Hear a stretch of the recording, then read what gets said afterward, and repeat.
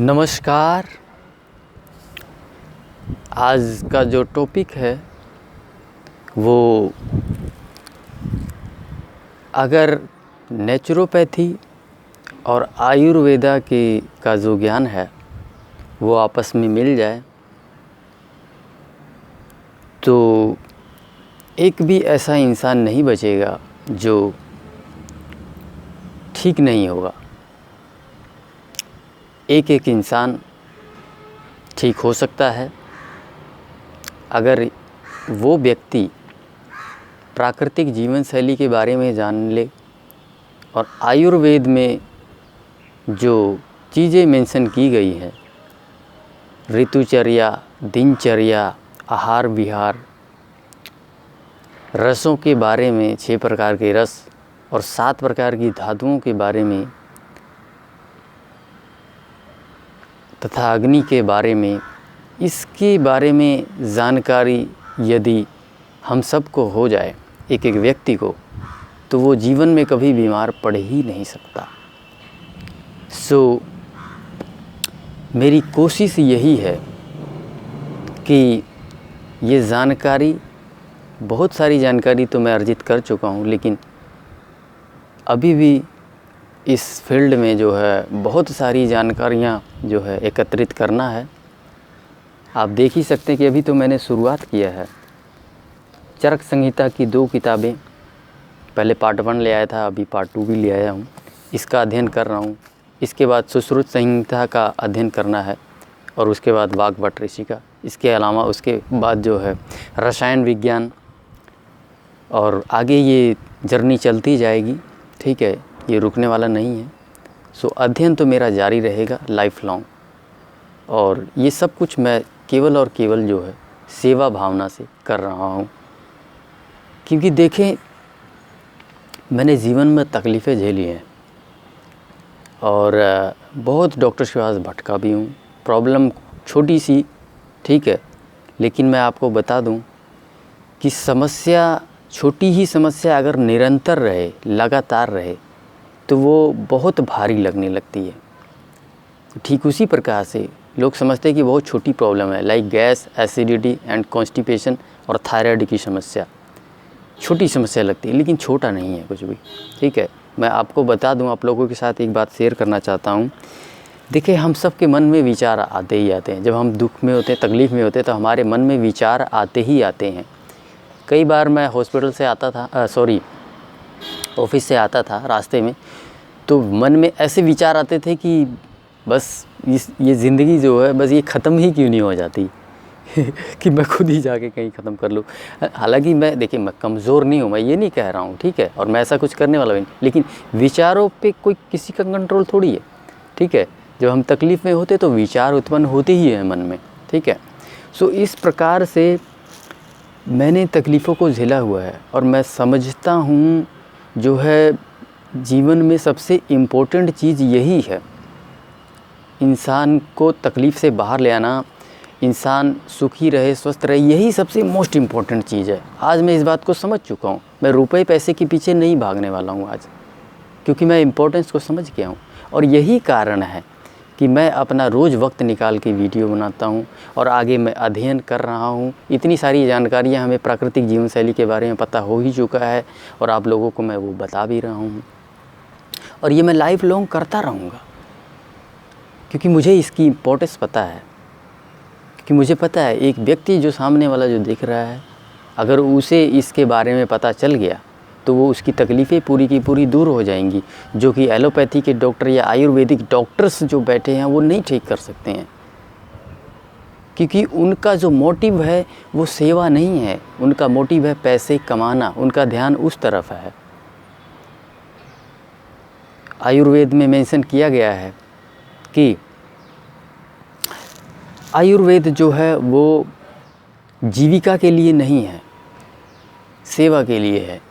और जो व्यक्ति सेवा भावना से इसको करेगा, ठीक है, पैसा कमाने के लिए नहीं, सेवा भावना से, जैसे कि मेरी विचारधारा है कि लोगों की तकलीफ़ को कैसे कम करना है, इस विचारधारा से अगर वो लोग भी काम करने लग जाएंगे तो डेफिनेटली लोगों का उद्धार कर देंगे। लेकिन विचारधारा ऐसी नहीं है, उनकी विचारधारा है पैसे कैसे ज़्यादा बनाया जा सकता है।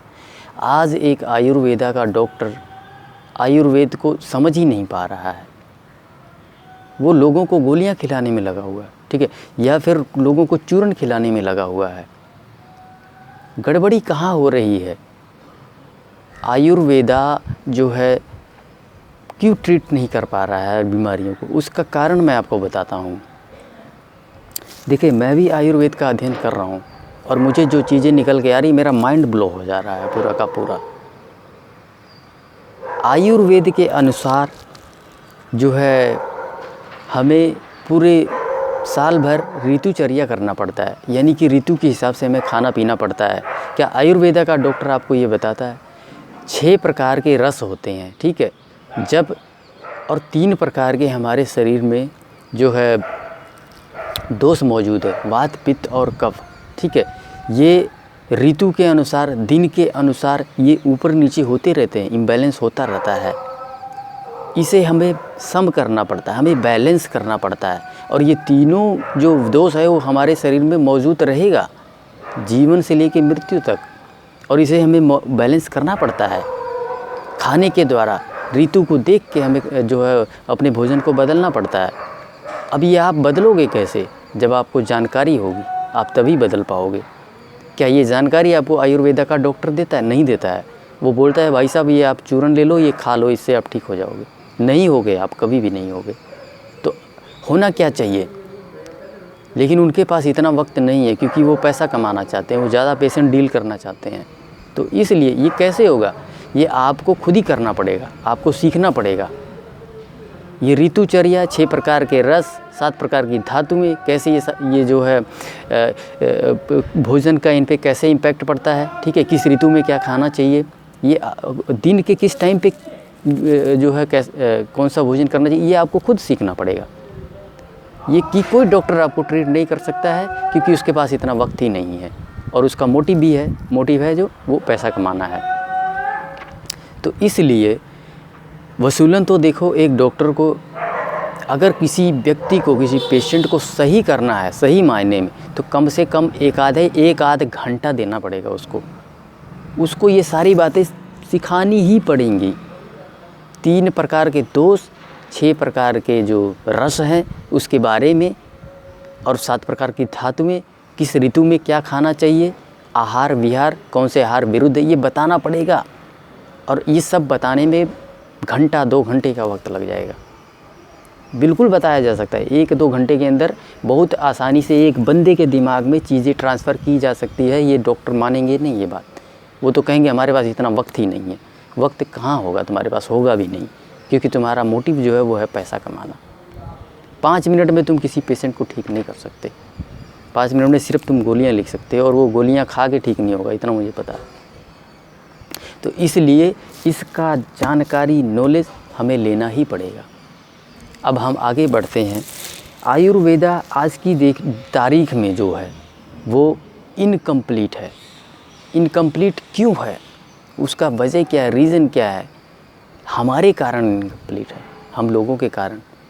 आज हम सब का जो मोटिव है वो पैसा कमाना हो गया है, और उसी पैसे कमाने के चक्कर में हम प्रकृति के साथ उल्टी सीधे खिलवाड़ कर रहे हैं। जैसे कि दूध जहर हो चुका है, क्योंकि हमने उसको जेनेटिकली मॉडिफाई कर दिया है, ठीक है।